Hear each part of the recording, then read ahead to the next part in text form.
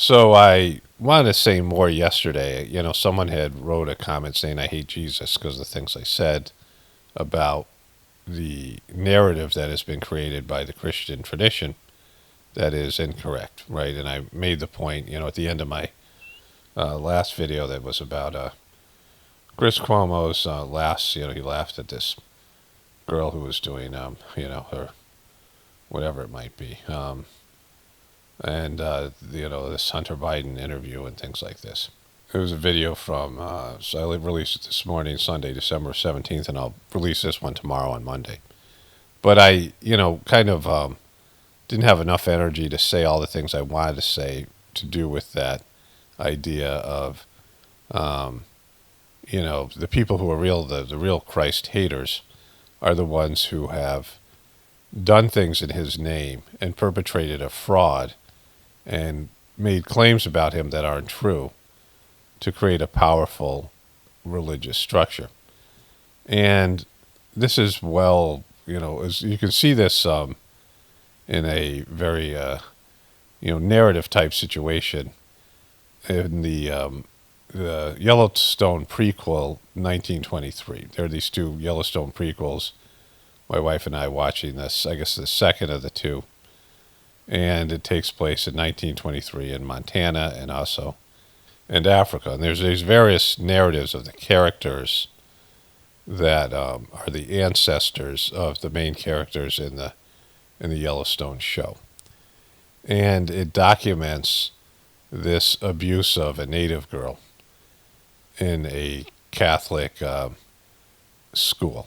And we know about these schools, these Catholic and Christian schools. You can look up these mass graves where hundreds of thousands of Indian children, native children were found in these places in Canada and other places, these Christian schools that just murdered these kids. And it's pretty graphic. It's kind of hard to watch. And, this stuff actually happened. And there's a Catholic nun who's Irish. And there was a time where the Irish were beaten by the British priests or the, whatever it was, like the British rulers when they were in these schools for talking in Gaelic, the Irish native tongue. And they were not allowed to talk in that tongue, and when they did, they were beaten senselessly. You can read about that. It's, historic. And, their tongue was considered that of, like, savages and lower people, and they wasn't the divine British speech that was part of the Catholic tradition, Christian tradition.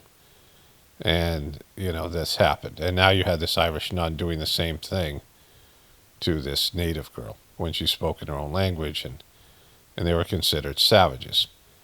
And these priests are pretty brutal. And, it's one of the worst kind of aspects of the show. But there's another aspect of the show where the Harrison Ford character, and, the people who are there are, the main characters are Harrison Ford and Helen Mirren.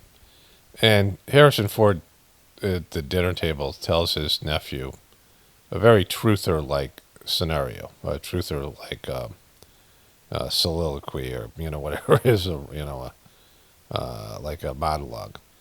And he talks about how under 500 people that you'd have a tribal family situation. There's no need for a government, and people are there's this whatever, it's been documented right back then even. And that, when people are below that number of people, they can get along in a tribal situation, a village-based family situation, things I talk about here. And then when it goes above 500, the strong take advantage of the weak and enslave them and subjugate them. And then there's a need for a government to stop that from happening.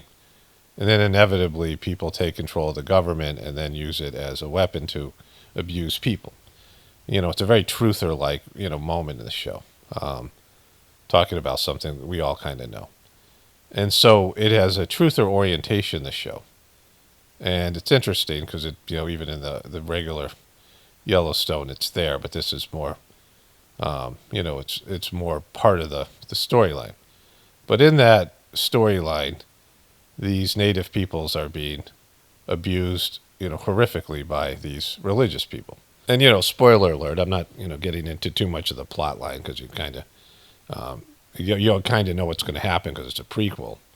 And this girl is an ancestor of this native girl that marries one of the Duttons in the Yellowstone, in the present, the Yellowstone series. And so this native girl escapes, and she's helped by this one, native elder in her tribe, and her son is his son. I'm sorry, is eventually is confronted by three priests, and they beat him, and they're going to put him in one of their schools. Right? They're just taking these kids and putting them in these schools to be indoctrinated with the guise under the guise that they're being saved. These priests and these nuns are beating these kids and saying, we're just beating the savage out of you, and we're saving you from eternal damnation, because that was the thought, right? And there's a point where the kid is sitting with one of the priests, and the priest is telling him how he's saving him, and the kid says, I've read your book, I've been in your schools, I have read your Bible, and you're violating your biblical principles to do what you're doing here. So you don't really believe in your God, and your God isn't real. Because you don't have faith in the book, right? And the guy, tries to beat him to death, right? He's stopped and all these things, but the priest does. And this is what I was saying in my voiceover yesterday, because this has all been well documented. The abuse of black people in Africa, native peoples in America, the surrounding countries and European countries, and the what are they called, the pagans, the people who didn't believe in this. I mean, you can see this it's documented in these shows about Vikings, how there was I think it's called The Vikings on Netflix, and there was Christian Vikings, and there was whatever, they weren't pagans, but they had this other religious belief and more tribal stuff.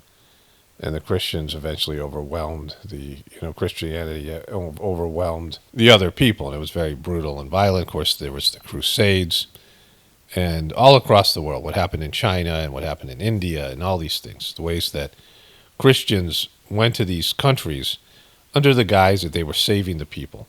And they abused those people, right, in all kinds of different ways. Whether it be physical abuse, sexual abuse, all the ways that there's a scene in this show where this nun is, abusing the girl sexually, like all these things, right? All the ways that this was perpetrated, these crimes, and then taking their resources and then, ethnically cleansing them of their heritage and their spiritual beliefs and these other types of things, right? And it's all BS. It's all, bull, boop, because Jesus isn't the only way to get to heaven. In fact, heaven doesn't exist the way it's described in the Christian tradition. Jesus has been lied about, and all these crimes that have been perpetrated in his name, all these abuses that have been perpetrated in the idea of Christ. And these people don't love Christ. They hate Christ. They hate what he was really about. They wouldn't recognize him because he wasn't a white guy. He wasn't somebody they would, especially back then, that they would look at. They look at him as some sort of savage, some sort of lesser than person, a person of, darker skinned person, whatever it might be. Certainly not a European person, right? And they don't love Christ for who Christ is and Christ's essence and his teachings and all the things that he brought to the people of that, in that area. They don't love him. They don't like him. They don't know him. They've made up their own, version of Jesus, where they get to use Jesus as a weapon to perpetrate crimes and steal and abuse other people in the guise that they're saving those people in some sort of gaslighting, evil type way. And for all these Christians who listen to this show, or who are out there in the world and whatever, and have benefited or feel good about the Christian faith, and they've read the Bible and they're connected and things like this, that's great. But you got to understand what the history is here, and that is a lie. John 3:16 and all this stuff is a lie. It's talking about these. There was a meme I showed you where there was and I've showed it here, where it says something about, what Buddha said or what Confucius said, and Jesus was the only one who said that he was the only way to get to heaven, which is I, me. And that's, and whatever he helped by saying those things, whatever way that his words were misinterpreted. He was somewhat responsible himself for a little bit of egotism and narcissism, because there's no I in we. Only God does, right? Only God saves. You can be a conduit. God can flow through you. God can, pass through you. But there's no me or I. There's no me, I. I can do this, I can do that. Only through me can you be saved. There's none of that. You can never say that as a spiritual person. You're working for God. You're serving at the pleasure of the president, right? You're serving at God's pleasure. And God uses you, and you allow God to, use you as an instrument for his divine work or whatever it might be. And your ability to remove your ego and remove your personal agenda or whatever it might be is, what level you get to, and your ability to be a conduit and let divinity to flow through you, right?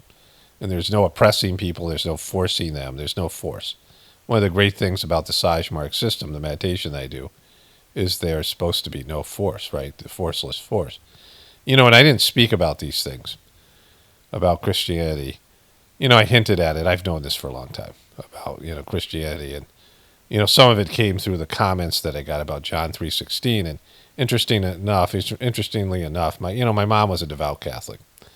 And she, really was one of those practitioners that really was into it. She felt the energy there. She went to these charismatic prayer meetings. We had these prayer meetings at her house. Like, she went above and beyond. And, I gave the example in the video. I talked about, laughing in church that time when I was like a little kid. And, I have this thing where I crack up, with, when I'm not supposed to. It's a whole, thing. It was in reference to Chris Cuomo's laughing at this girl with Tourette's syndrome. But my mom was a real spiritual seeker. She felt God's energy and love. And, I inherited that, I guess, on a biological level, at least whatever I can feel in terms of the transmission. And she took sitting. She went to these women, these Haitian women who are, really nice, sweet women in Boca Raton, Florida. And she came to a gathering and met Master Charji. And she really resonated with the energy. And, she was always going to be a Catholic. And she, eventually stopped going to meditation because she was, going to church and things. But she really loved the energy. And it, was she got more from Sajmark, I could see, like from my understanding of it and, what she experienced than she ever got from the Catholic Church. But there was a time when we were in Canada and there were some native peoples, like dressed in like native, these Indian type native, Canadian people or whatever it was. And she looked at them and said, I don't believe that these people are going to hell, and I was like, what are you talking about? I was like 13, 14, whatever it was, as a teenager. I'm like, what are you talking about? And she's like, I don't think these people, how could you ever say these people are going to hell? And her perspective as, a Christian, a Catholic practitioner, was that she looked at these people and couldn't say that they were savages going to hell and they need to be saved. And I didn't know what she was talking about till I got all these comments of people telling me over and over again how what I was doing was going to make me go to hell and things like this, right? And then I realized how effed up you guys are that you believe that. Like, it's a stupid thing to believe. There's not one, either everybody's a child of God or nobody is. Either there's a omniscient God that's everything and everywhere, and that we're all connected to God and we have a soul. And it's taught that we have a soul. The native peoples believed in spirit, right? Like I talked about how the Indian and the Indian people in India, there was a discovery of the soul 180,000 years ago, the consciousness of the soul. And, native peoples that I don't know if it was connected to India because there's a land bridge that was crossed. And, the native people in America and these Aboriginal people in Australia and these other places. But they, understood they had a word for it called spirit. And I don't know if they had the innate knowledge or it came from, this ancient, discovery or what it was, right? But, people all over the world understand that there's a soul. And when there's a soul, it is connected to God, and it has an unbreakable connection to divinity. And it can get lost in a sense. It can, in your physical body, it can, get diminished, but it's there. It's your sovereign spirit. And it's the divinity that's within all of us. It's the real, what we are really. It's, our real essence. It's not, the physical body, sure, it's, it's tangible in the senses, and, it seems so physically real, and it's solid and all these things, but it's not our true essence. Just like, I give the example of an avatar in a video game. Like, we're in a simulation and our soul is animating our bodies, and, cultures all around the world knew about this thing, right? Knew about the soul. And everyone has one, and there's no religion, there's no person that, it's a ridiculous idea that one person could live and he would be the only chance you had at heaven. And it's self-serving. Of course, they would want to say that because they want to manipulate you into doing their religion. And it's kept Christians from learning about other traditions and other teachings that are, better than what's in their Bible, better than what's in your Bible. And it's also prejudiced you against other religions and other people. It's a horrific thing. It's a bad belief. It had negative effects.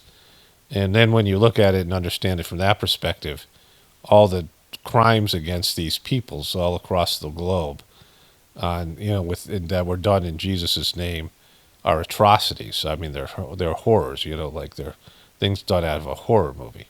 And I knew about some of this, but then just interacting with Christian people, a certain type of Christian people. It's not all Christian people. The more, violent ones, the more remedial ones, who leave comments, remedial comments about this, and believe everyone's going to hell. These people. And I haven't said it like this. I've been talking about in the last year or so in a different way. And the reason is because the same thing is happening in the Heartfulness organization that I belong to.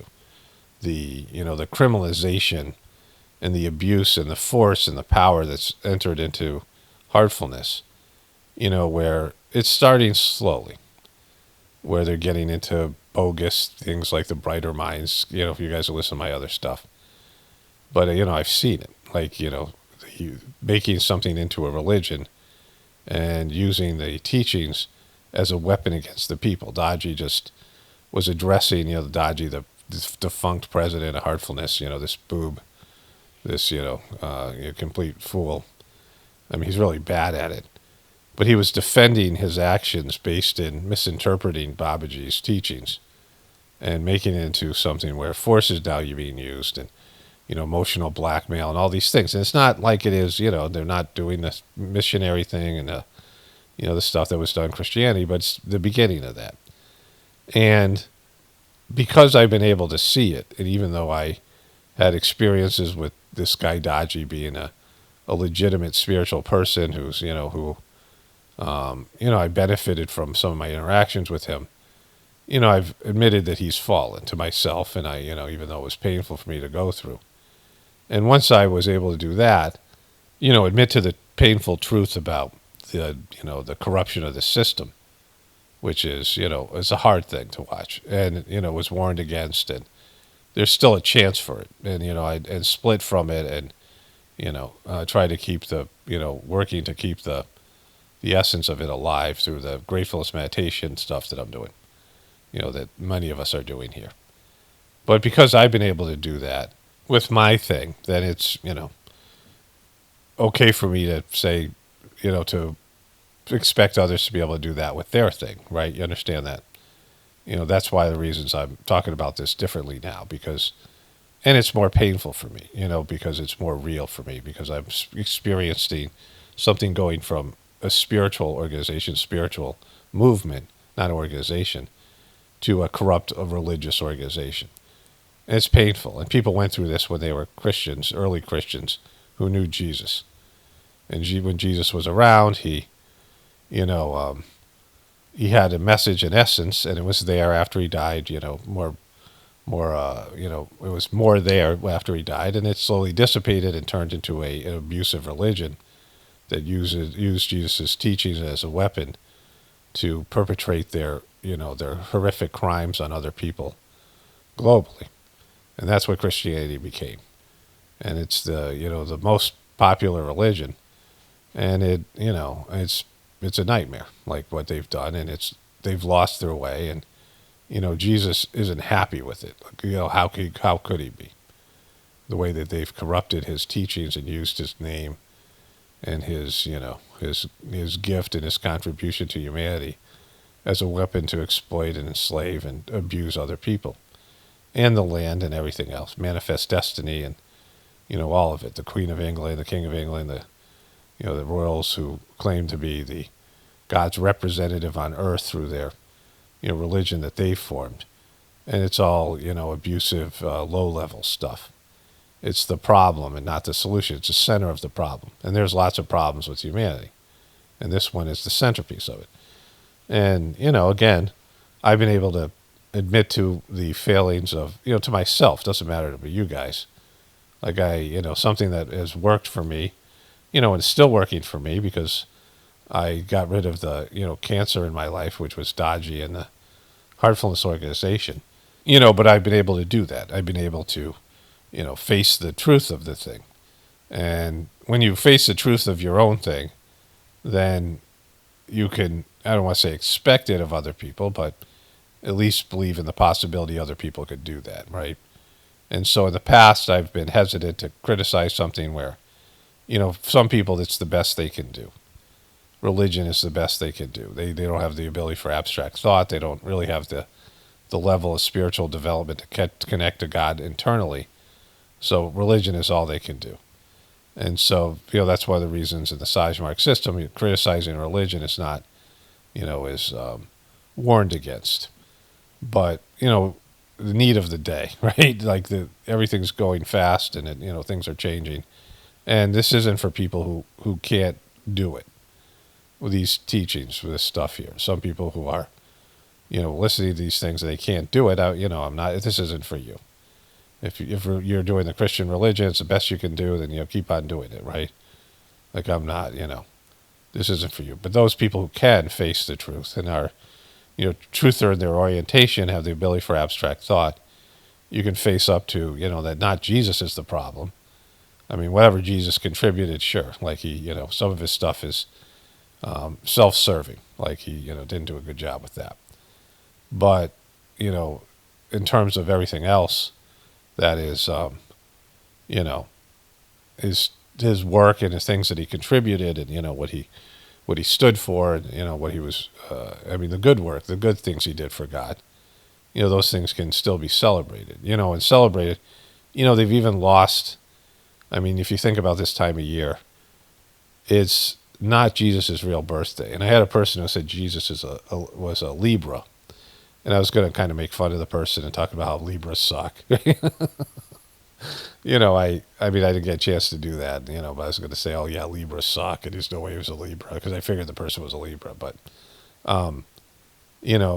trying to figure out his birthday, it's lost. Like it's maybe there somewhere and you could plug into the Ethernet and maybe connect and find out what his true birthday is. But his birthday is important.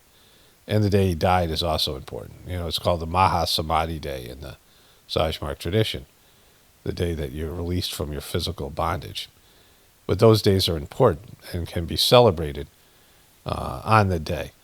But they wanted to bring in the pagans, and the pagans celebrated the winter solstice and the spring equinox, which is Easter.